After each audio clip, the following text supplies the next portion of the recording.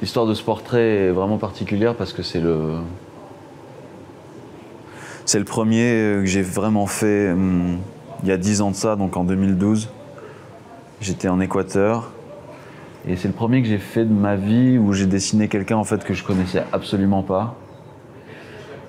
Et c'est très différent de dessiner quelqu'un que tu ne connais pas du tout, de quelqu'un que tu connais. D'habitude, je dessinais des amis, des connaissances, de la famille. Et là, c'était cette jeune femme qui s'appelait Tamia, qui allaitait son enfant. Et on était sur une colline, dans le brouillard, en Équateur. Je lui ai pas parlé, on était assis à quelques mètres l'un de l'autre. Et il y a son regard vraiment qui m'a interpellé.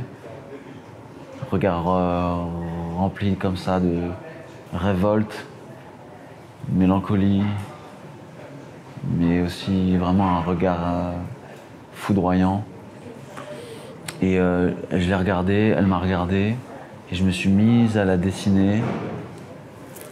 Et pour la première fois de ma vie, j'ai ressenti ça où quelqu'un que je ne connaissais absolument pas me disait « Ok, je vais te raconter mon histoire, juste avec mon regard et mon énergie. » Et là, moi, je me suis juste appliqué à retranscrire ce qu'elle m'envoyait, les ondes qu'elle m'envoyait.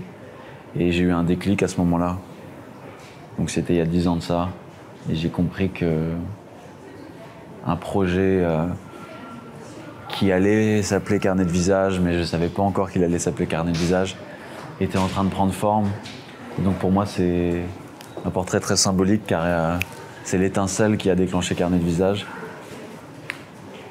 C'est l'embryon de Carnet de visage, ce portrait.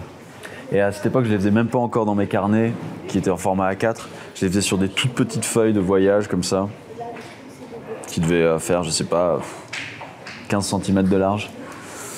Donc ça devait faire ça. Donc c'est assez drôle, assez émouvant de le voir aujourd'hui, 10 ans plus tard, tiré en 2 mètres de haut. C'est cool. Je sais pas ce qu'est devenue cette femme, je suis pas resté en contact avec elle. Et en fait, on s'est jamais parlé. Je sais même pas si elle a vu son portrait. C'est une des seules personnes à qui j'ai jamais montré le portrait dans l'histoire des carnets de visage.